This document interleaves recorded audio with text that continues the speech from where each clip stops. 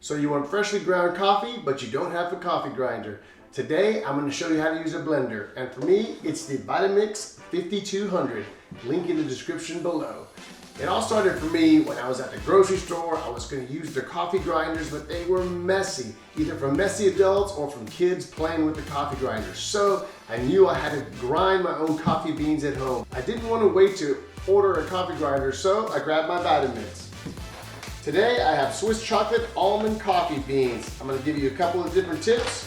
Number one, don't overstuff your blender. About 1 to 2 cups should be sufficient.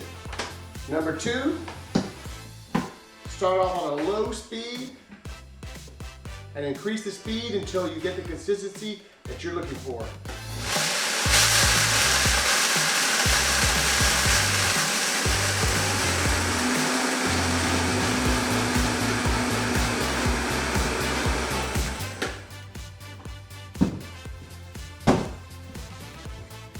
Freshly ground coffee beans.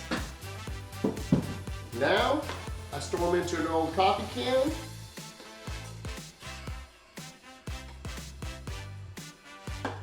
For later use. Does this work? Let's find out.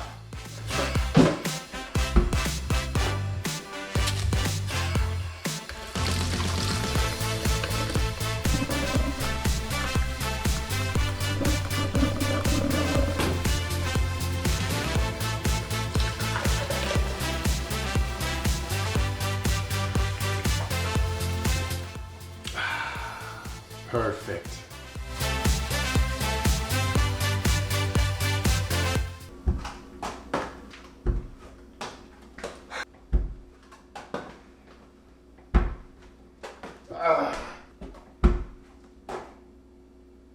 First try.